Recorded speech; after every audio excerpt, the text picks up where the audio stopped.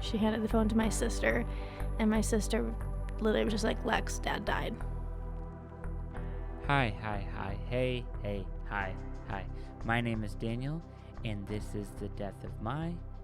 Today I am talking to my friend Alexa, who I met on a super whim through Instagram, through a grief group one random night, and I'm so glad she came because we became good friends, and she has lost her dad about 6 years ago, and we talk about, grief and how it happened and what happened then and how she felt and how she feels now, and it was a really good conversation, so I hope you like it. Bye. Hi, it's your dad. Just calling to say hi. Check in up and see how you're doing. I hope all is well. Everything's pretty much the same here. I'm doing okay. I love you.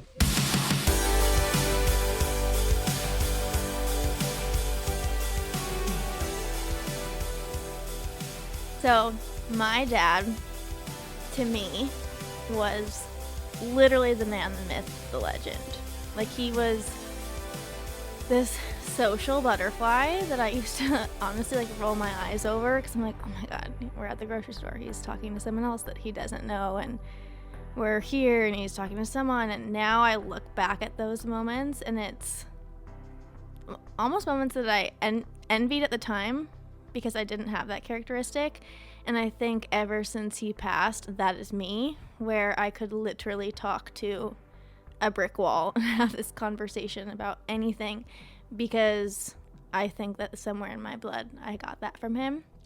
But he was this just teddy bear, and honestly, you were doing this earlier too when you were talking about your dad, but I tend to close my eyes when I'm thinking about him.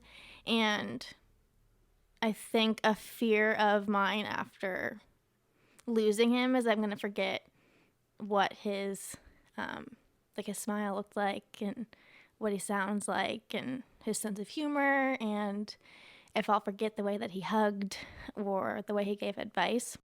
Looking back, it's I'm not at that point where I forget, and I hope that I never forget. And I think the more that is a fear of mine, the less that I will, if that makes sense, because I'll continue to think on it.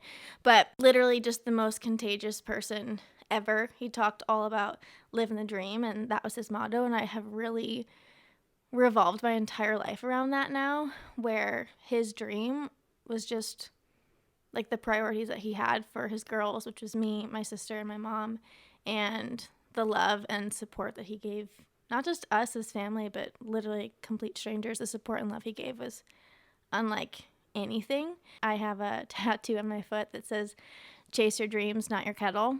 And my dad used to drink Kettle One on the rocks, and you could never chase it. And he used to put it in water bottles without any inclination of what was inside. So you drink this thing thinking it was water, and it was always Kettle One. But for me, him drinking that, and just kind of how he talked about it, and then this almost stoic personality he got when he had it in his hand, was just consistency, and that not everything in life is worth chasing, no matter how hard it is going down. He was just always that person who was there, and he would never belittle you for doing anything. It was just, he always was she'll figure it out on her own. And he really did parent like that. He was amazing in that sense, where he never gave unsolicited advice.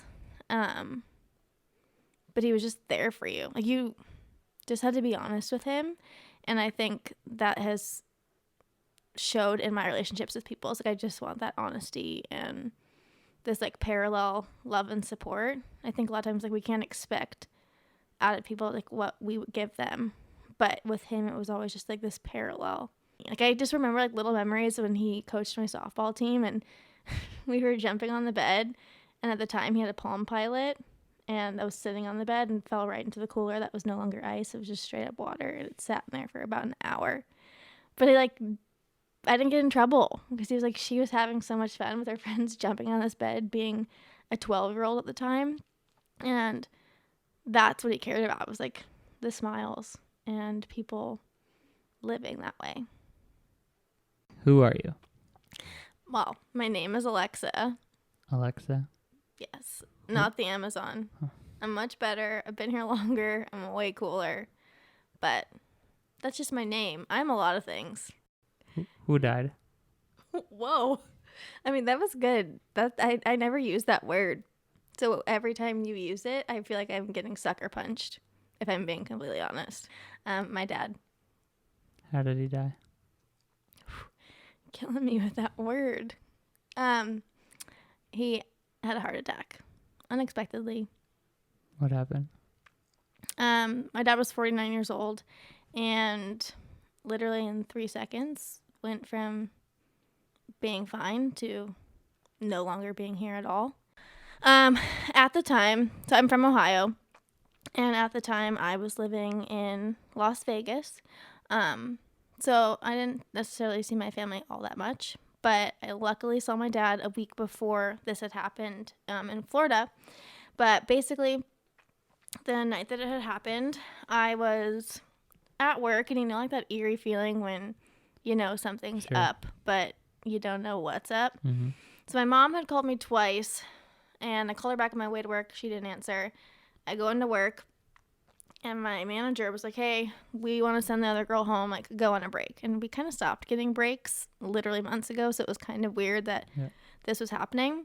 And when I picked up my phone to go on my break, I had another missed call from my mom, and then a missed call from my sister-in-law. And I'm not going to lie, with that eerie feeling, I thought that there was something wrong with my sister. And so called my mom again, doesn't answer, and I'm in line at Starbucks in the Mandalay Bay, because that's where I worked. I was getting myself a hot chocolate, and my mom called me back, and I'm like ordering and talking to her. I can tell that she's upset, and she was like, hey, like, acting like nothing was wrong. Like, what are you doing? Are you at work? I thought you had to work tonight. And I was just like, what is going on? Like, I can tell you've been crying. Yep. Like, you're not okay. And she just kind of kept playing this game with me in a sense, because she couldn't say it, which I don't blame her. And so finally I was like, Mom, like, what is going on? If you can't say it, give the phone to Dad. Yeah. And when I said give the phone to Dad, she handed the phone to my sister. And my sister literally was just like, Lex, Dad died. And in that moment, the entire world just stopped. Like, everything was slow motion, and I felt like hot and like I was going to be sick. And I also felt like it was a joke, like a really It's fake. evil Like it didn't, joke. Like, that's like, why would you ever play that joke on someone? And I remember like looking at the woman, like I was like literally looking through her at Starbucks, and just walked away. Like, I felt like a ghost. Like, I felt like I was the one that just died, honestly. Yeah. And my sister was kind of like started crying, and she's like, I don't know what we're gonna do. And I remember just being like, I gotta go, and hung up the phone. Like, that was it. And I hadn't cried yet because I couldn't, like, my tears just would not come. I didn't say it out loud because I couldn't. Like, I felt like if I said it, I was the one that killed him. Yeah. And I couldn't move because I felt like my legs were just like this jello. And I honestly felt like the world was kind of like lava, as silly as that sounds. But when I finally like walked back to work, my manager was out front, and I was like, I gotta go. I just grabbed all my stuff, and I'm like, was super flustered. I'm like, I'm leaving. I have to go. And he was like, what are you talking about? Like, did some guy hit on you or grab your ass or something? And I was like, no, I just found out my dad died. And that was the first time I said it out loud. It's the first time like everything really hit me, and the first time I just like lost it. And at that time I was dating my first boyfriend, and my mom had called him and told him first so that he would come pick me up so that I wouldn't be driving. And like I said, at that time I was living in Vegas, and so it was all these like conversations back and forth of how I was getting home and packing. And my best friend at the time in college, she had come over, and I remember I was like packing all my stuff, and I just lost it. Literally lost it. And I was like, screw this. Like, I don't know what to freaking pack for my dad's funeral. Like, I don't want to bring anything. And I had a freaking fit. And so she was like, well, leave whatever you have, and I'm going to go to my house and pack the rest, and I'll bring it back over. And that was like such a like simple task, but it was like kind of the first time someone well, it literally had just happened, but the first time someone took control to not ask, what do you need, to just freaking do something, that was so helpful at the time. Like, I'm here if you need. Yeah, I mean, like, I need so much. I Right. I can't narrow anything down. Right. And so her packing for me was literally amazing. And then E.T., who I call Dad number 2, he came over, and we went to the store and got some Kettle One and poured out a shot for him and for all of us. And my boyfriend at the time was there. And I remember texting my 2 best friends from home super nonchalantly in a group text. And I was just like, hey guys, I'm coming home tomorrow. I don't want you to think that I'm like mad at you guys, but I'm coming home and I'm not here to hang out. Like, my dad just died. And they were like, I don't know why I would ever think that my best friends wouldn't understand or try and come home for the services. Mm-hmm. And I had texted E.T. also on the way home and was like, my dad died. And for him, it was like, address, I'll be there in 20 minutes. Yeah. And so those like people that night were just very core people for me. And like I said, the first people that just freaking did something without asking questions, which was amazing. And so I flew out the next day, went home, and I remember talking to my sister, and it was just like, am I going to see Dad before the wake, or am I just going to show up and that's going to be the first time I see him? Mm-hmm. And that was the first time. Like, he was at the hospital, but they're obviously not going to keep him sitting in a bed for days until I get home. So that was really hard, because for 2 or 3 days I was home knowing what was going to happen, also making it feel like such a dream. And then I also had to see him in front of everyone else, which was very intimidating. And it was an open casket? Yeah. But walking into the funeral home with all these people kind of watching, like, how is she going to react, what's going to happen, was just like all eyes on you. Pressure's on, like, as if they weren't already. It was terrible. But when we flew in, my ex-boyfriend's parents picked us up, and I remember it was like snowing, and we didn't pull into the driveway because like friends and family were over at the house, and I got in like late at night, and they just like parked the car in front of the driveway, and I remember like the car didn't even stop, and I like opened the door and just like ran in the door, and my sister was right at the door when I opened it, and then my mom came, and I just remember the 3 of us just holding each other, bawling. And then family and friends were like in the living room, and when I went to say hi to everyone else, like, everyone was just crying, and it was just this obviously super sad thing. Totally. But something my dad always said, he'd be like, strap on a pair. And I was like, I need to lighten the mood in some sense, because this is already so heavy. And I was like, if Dad were here, he'd say strap on a pair, so everyone needs to do it, and like, let's move on with the night. And it was just like one little relief for a second where you felt like you could breathe, and then of course that fades real quick when you realize the reality of the situation. So your dad was 49 when he passed. Your mom was 45. So how old are you and your sister? I was 21, so my sister was 25. And then you're 27. 27 now. Yeah, so we just had our 6-year anniversary. That's so wild. Yes. You like blink and it's 6 years. Literally. How were your friends in Ohio? How are your friends in Vegas? Like, how did everyone kind of respond and act? Honestly, friends, amazing. Family, not so much. Sure. But like I said, those best friends from home, yes, like they both came home for college for that weekend, and I was on dance team in college, and all of them were there in spirit. But I have to admit, when I went back to Vegas, I was terrified to walk into that room of all these girls who were super supportive and loving, but just I felt like I had a tattoo on my head that said my dad just died. Right. And I felt like everyone looked at me different, and like that sucked, because at a time where you only want to feel normal, you just can't, and you don't, and people don't really make it easier to either. Right. And so that was weird, but again, everyone was super supportive. However, I don't really talk to anyone in my dad's family anymore. There's a couple, but the most hurtful things that have ever been said to me have been from my dad's siblings, and that sucks. Yeah. Like, the people that literally like have the same last name as me have been so cruel, especially to my mother. I mean, it started with my mom, and they were literally just cruel to her for years. But it's just like silly, stupid things. Right. And when your parent passes, you start parenting your other parent. Sure. And it's a very weird thing for everyone. It's uncomfortable. But so like seeing people be mean to my mom, it's What? it just, I don't even, and grown adults. Like, how are grown adults being so mean and Right. manipulative? And then same thing to my sister. When my sister would show up to a family party and they'd be like, oh, what are you doing here? My sister's like, I don't know, I'm family. Yeah. You go back to Vegas. Mm-hmm. You want to have this normal life. You get there, you see all your people. They treat you a little differently.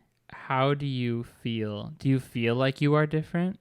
And if so, how? For instance, like I know that once my dad died, like kind of everything changed, right? Your perspective, just the way you act, the way you talk, everything just kind of changes. Like, did you notice that as well?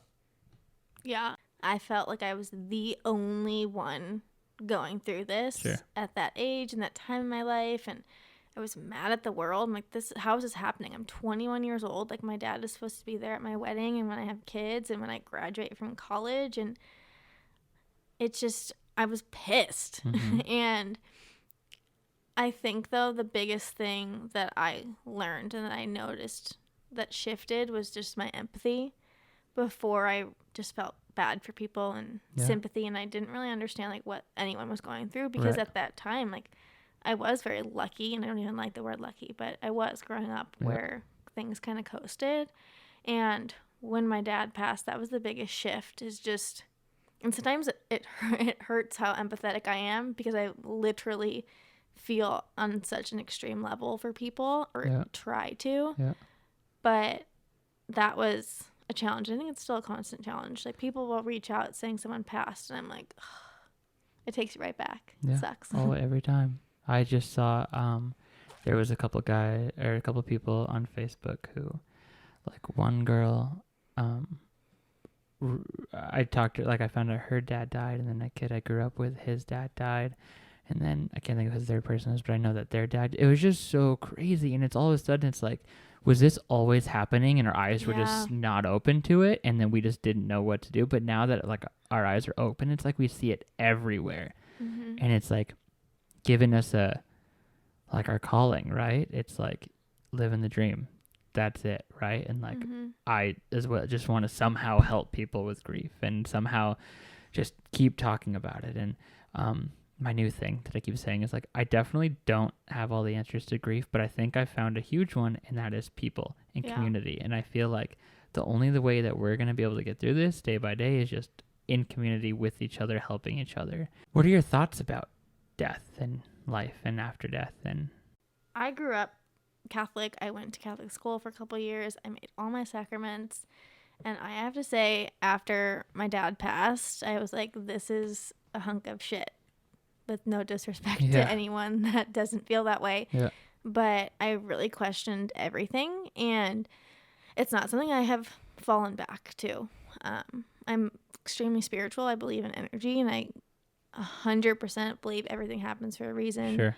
Even if we never know what that reason is. But I think that was a real challenge for me. And it was at least someone to be angry at. Because my dad passed from a heart attack. Like, no one murdered him. He wasn't sick. It was a very, like, unexpected thing. And so the easiest person to blame was God, or just, like, something bigger than us. Right. So for me, when I, like, think about where my dad is now, I say he's living in the gap. Like, it's somewhere between heaven and earth. And it's just, I don't know why we always, like, look up at the sky when we think about people who have passed. But I'm like, we should be looking right next to us. At least I hope that that's the case. And there's times where I literally feel him sitting right next to me. So to me, it's just this gap space. It's wherever you are. Where do you think you are now? It's an interesting question, because the way I look at grief is it never ends, obviously. And I look at the situation as time doesn't heal. I don't agree with that statement. Me either. I freaking hate it, to be honest. Like, I am never going to be healed from my dad's passing. Right. However, I think that it becomes more manageable. Sure. Like, when people bring up their dad, I maybe won't burst out into tears, or maybe I will. I honestly don't know. At my best friend's wedding, during the father-daughter dance, I literally bawled my eyes out the entire time. Yeah. And my other best friend, both of them are getting married this year, so that should be interesting. Perfect. But I'm like, yay, can't wait for that. But so like I look at it like when my dad passed, people are like, here are the 5 stages of grief. And I was like, sweet, I'm disciplined, like committed, 5 weeks, maybe 5 months. Like we're going to check these boxes and I'm going to be healed because that time heals me, right? And I wrote it in my book, but I talk about like it's the 5 stages of bullshit. Sure. Because to me, a stage is something that like starts and ends and you move past it, where I don't think that that's the case at all. I think my ego, literally this year, was that I was like fine and I wrote this book and I'm helping people and like that's the way I was coping with it, and I talk about it all the time, and I call bullshit on myself, to be honest.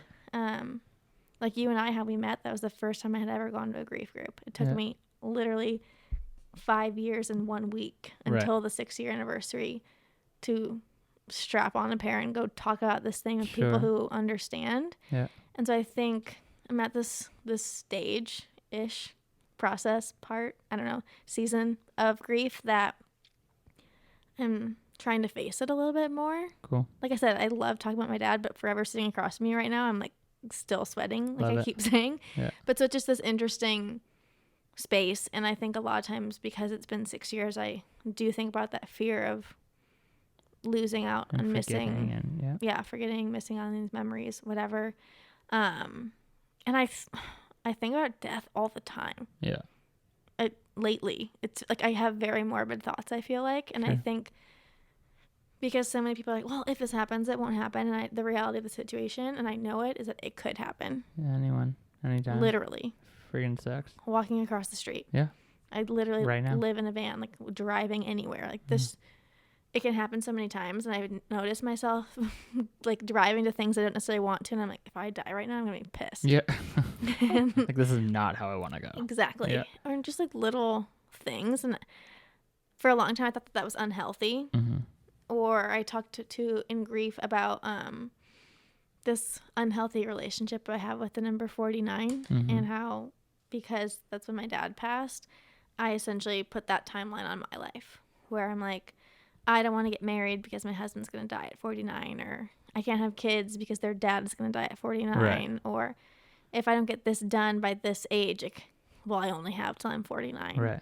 And that was something that was really bothering me, and I couldn't say it out loud until I went to group, and that was the first time I felt like I wasn't crazy for thinking that way, because everyone's like roughly in the same boat. That's what's so crazy, is like working at a coffee shop and talking. I just love to talk to people, so I was talking to people and I realized like people are hurting and they're sad, and it was a couple days before Christmas was the first one, and I was just like, screw it, I'm just gonna do it and just invite people and hope someone comes. And I just thought, I feel I have been told that like the best ideas are the ones that people think are already happening or like should already exist, right? To me this makes sense, like having these grief groups and it's like it's not something where you're paying money to come and sit and like get a workbook, and it's not that at all, but it's literally just a group of people in community who all roughly are at least there that night in Encinitas, and meet at a coffee shop after hours and just talk. There's no agenda, there's no boxes to tick, which I usually love, but like it's just we're there, and then organically conversations happen, and I hope that it can reach far beyond I could ever even imagine. Like just same thing with this podcast, I just want one person to listen to this and it helps them somehow with their grief, right? Like just creating avenues, because I feel like I was, not that nothing existed when this all happened to my dad, but I just didn't know what to do. Like I kept getting handed books, which is awesome and beautiful. I love books, but like I just want other things, right? Yeah. Someone sent me a website and it was just like, you can go to someone's house, but it's just, that's not me, right? Like I don't feel comfortable doing that. But so I'm trying to create this comfortableness at a coffee shop, or like I know some other people were talking about someone else that teaches this course and it costs money, blah, blah.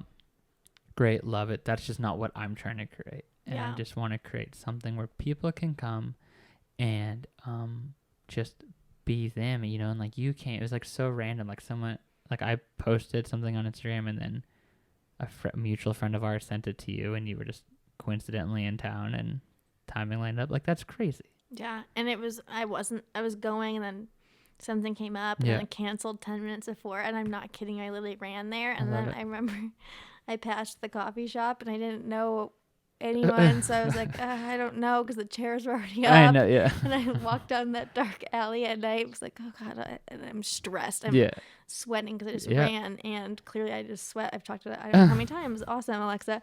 But I think kind of the amazing thing about that was it wasn't calculated. Mm-hmm. Like everything about that group is not calculated. Where like you talked about getting books, and we talk about getting the 5 stages of grief, and here's a course, and pay for this. And we see in the movies that a grief group typically is everyone sitting in a circle singing Kumbaya and being like, all right, how are you feeling? Tell me your story. Who died? Like, it's just very calculated. And that is intimidating. Yeah. Where you literally say, like, you just come. Don't say anything. That's fine. Observe it. Just be there. And I think even sitting with your grief in a room full of people who are grieving, like that would be helpful for someone if they don't even open their mouth. They don't even say their name. Yeah. And I think that was what was so special, and like finally made me like pop that ego. And I left there calling our mutual friend and being like, thank you. Like just thank you so much for that. Yeah. That's awesome. The first day I went to the coffee shop after group, and I literally heard about 5 people come up to you talking about grief. And it's like, how do you feel? Kind of, I don't want to say like being the token child of this, but in a sense, like right now, that's maybe what it feels like, and distinguishing like that heaviness. I don't know. I'm a hot mess right now. But I like something that really stuck out to me. This is even before my dad died, but there's a rapper named Logic, and he has a song called 1-800. It's a suicide hotline number, and he went on tour and sang it, and I watched him do this interview, and then so basically he's on tour, and he's up there rapping the song or rapping a song, and he's just like, I can't, like I'm done. And he like breaks down. He stops the rest of his tour because he was saying that like, look, like I emotionally like, hello? Hi, sorry. I emotionally can no longer sing this song about death because I'm surrounding myself talking about suicide night in, night out, and I'm not getting the help I need, right? And I feel like that just really stuck with me. And it's like I know, like now that I know that, I know going into this that I am surrounding myself with it. And I think some days will be better than others, but I'm just going to put one foot in front of the other and just kind of take it as is. And one thing I did realize was that a lot more people have reached out to me and talked to me about stuff and asked me questions, which on one hand is awesome and wonderful. And I'm so grateful that people feel comfortable sharing this. But I really do need to create some sort of boundaries in my head because I just like love people. And I'm like, give me all of your emotion. And I feel like that I just need to create some sort of mental boundary where it's like, hey, I do not cross this, right? Like you can share. So it's just kind of like doing that, but we'll see. Yeah. Cause I feel like sometimes it could be very therapeutic for you in the sense of other people talking about it. But then there's going to be days where it freaking sucks. Yeah. Like I don't want to hear about this cause it's just making me think about this. And well, I look forward to watching you thrive. What do you think are some ways that people, family in your case, like what could they have done better? And so if like someone's listening and they're like, what can I do to be a better friend or a family member to the person that just lost someone? But I think the first thing is when you hear that someone died, hate that word. But when you hear that someone died, you instantly apologize. Always. I'm so sorry. Why? Doesn't make any sense. What'd you do? Yeah. Did you kill him? Because I didn't think you were there. Yeah. And it frustrated the heck out of me. And I've realized now when people tell me someone has passed, our initial reaction is we want to apologize. And I have learned to not. Yeah, me too. I don't say I'm sorry. Me either. It's and that's uncomfortable. Totally. It's so. Because you're like ready for it, right? You're like, I'm sorry. And I'm like, they probably think I'm an asshole. Am I allowed to swear on this? Sure. They probably think that I'm an asshole for not apologizing, but I'm like, I literally didn't do anything, and you did not to me. So that for me is Yeah. one thing is to stop apologizing and Totally. just be honest. Yeah. The most honest response I ever got telling someone that my dad had passed was, fuck, that sucks. Yeah. And I was like, whoa, Yeah. thank You're right. you. Yeah. It does. And I was like, it's terrible. Like, Yeah. thank you so much for actually being so honest with that. Like, it was so simple. And so in that moment, I realized that. And then I think it's really big for people to know when the food stops coming and just when everyone else and the texts forgets. stop coming. Like, we don't forget. Right. Like, just because you forgot doesn't mean we did. And I think sometimes that is like, if you are a person that like you want to be there for your friend, genuinely, Totally. put a reminder in your calendar. Like, my Totally. grief does not mean like you have to feel it. It doesn't mean you are living it every single day, but to acknowledge the fact that I am. Right. And I think that is so And big. it's not going to go away. Never. Yeah. And so if you do have to put a reminder in your phone that this is the anniversary or this was this person's birthday or just, hey, I want to check in on them, Yeah. then do that, because to me that is what hurts when people said that they were going to be there. And it's like, I don't necessarily get butthurt over it, but I'm like, fuck, you said this, and like, you're not here. You're not listening. And I think that was the big thing, is like to notice people. Like, there was a couple people where I'm like, how do you not see how sad I am? Like, we are so close. We are literally sitting right in front of each other, and you're not seeing me. Right. Or you're not hearing like how important silence is, and the fact that I'm being silent because something is wrong. Sure. So I think like awareness, not apologizing, and bring food when there's no food. Great. Love it. How do you celebrate anniversaries? On my dad's birthday and on his anniversary, I always go to a baseball field. So we grew up on baseball. It's a super nostalgic thing for me. Yeah. And so that started on anniversary number 1. And I always bring a bottle of kettle and I pour some on home plate. I take a shot and I hit an imaginary dinger and run the bases. Love it. And then just kind of sit in that. And for me, like, I can sit at home plate literally picturing my dad in these like short biker coaching shorts and this tan around where his sunglasses were, and just like being at third base cheering us on. If you could tell someone listening who just lost someone, what would you say? I would say that freaking sucks, and I'm going to be here at this time if you need that. Like, I think giving people that directness of something, or literally just showing up. But I think that is like an action I would make. But the thing I would say to them is just, it doesn't get easier with time. It gets more manageable. Sure. And you will smile again, and you will laugh again. Yeah. And like, you will continue living. But like, sit in this suck for a second. Yeah. And you will be like a better person because of it. And it's going to suck again and again and again. Right. But yeah, you're going to keep living. I love it. What do you think in the perfect world, like, how can we as people and friends and family and community, what can we do to celebrate death? I mean, I think going into it as a celebration, and when you're in like that moment where you're with all those people, rather than like using them as people to cry on, like use them as this bridge to tell stories and to laugh and to smile and to know that those people are there. But in that moment, embrace the energy of all these people who knew that person.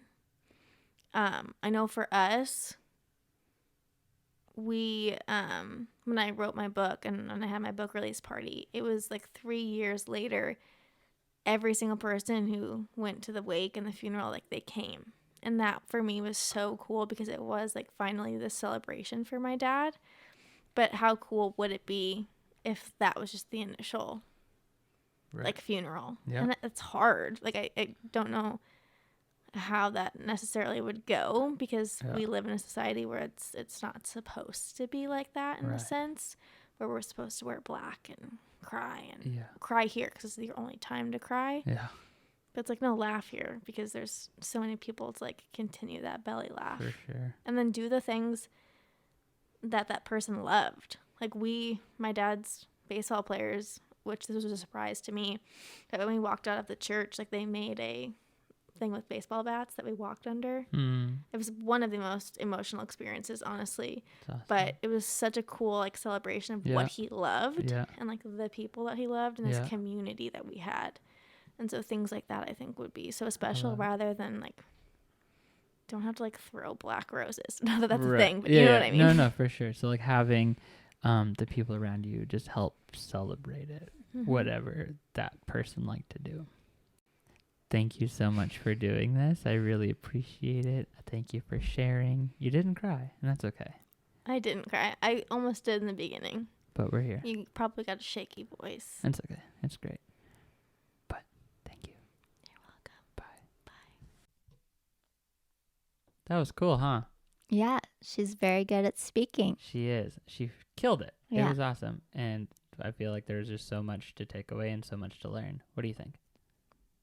Yeah, I think she's is the word articulate?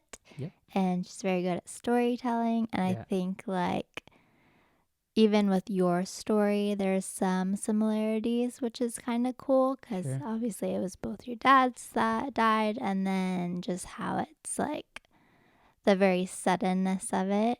Yeah. And just that kind of feeling. I remember feeling that as well. So even, like, me, where it wasn't my dad that passed, just that, like, super sad feeling and that like jello legs of it happening and just everything all that stops, like the whole world literally just stopped. Yeah, how was it like having the conversation with her? Like, how are you feeling? I don't know how I feel. Fine. It's sad. But it's just like lately I've just only been thinking about how grateful I am that it did happen in a really sad way because it's making these connections and it's building these relationships. And now that like I'm able to talk about it, but she's going to feel more confident talking about it and we're going to start growing and being able to talk about it. And hopefully these really sad things could be turned for better. But like, how are you feeling during the conversation? Yes, it's sad. I feel like what moments that she like said, like what like hit you hard? The hardest part was probably when she was, talking about how the word dead or died hit her right in the gut. So that affects you as well. So it did. It hurts. And like I said, like some days are better than others. And I think during that day, I was having a rough day already just for other stuff. And so I don't know, maybe I was just in my head more, just making sure that this is all good. But looking back on it and listening back to it, something that she said that just, I gotta keep remembering. It's like, time doesn't heal it. It just makes it more manageable. And that's something I'm walking through currently is like, now I'm getting to a point where it's not the suddenness, but it's like I'm in it longer. Do you know what I mean? Like those first few weeks, those first few months, you're really just like in it and you have the brain fog or the grief fog. And I just feel, I don't know, I'm so broken by it. I don't know. One foot in front of the other. One day at a time. One day at a time. But what's crazy is like, when it happens, those first few days or those first few hours, these few days, the first few minutes, seconds, it's like you're barely hanging on. I remember just time being so slow and me feeling so sick and you're just so out of it. Yeah. What a terrible time that was. It's crazy. It's almost been a year. I know. Like what? It's really crazy. I blinked. Yeah. I don't know how it goes by so fast. But like you're so sad, so it feels so slow. But then it's like, what? Yeah. What's happening? I know, and I'm sure she feels the same way. It's been 6 years. Yeah, that's a long time. And to relive those moments and still be there, it's like something else that really impacted me that I'm pretty sure is in there is that she feels like she can lose the sound of his voice, or like what Yeah. he smelled like or what he felt like. And you know, I remember being in the hospital room with my dad, and he's got all the tubes to him, and I see his hand, and the nurse is telling me, like, he'll twitch, but he's not there. That's just Yeah. his body dying, basically. And I just remember, like, looking at him and touching his head and holding his hand, and just trying so hard to remember, like, take a mental screenshot of that, Yeah.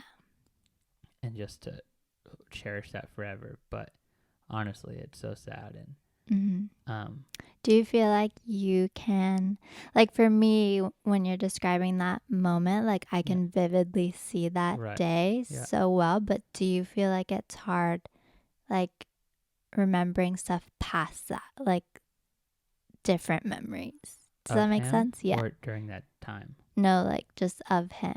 Or is it Yeah. like that's the one that's so vivid? No,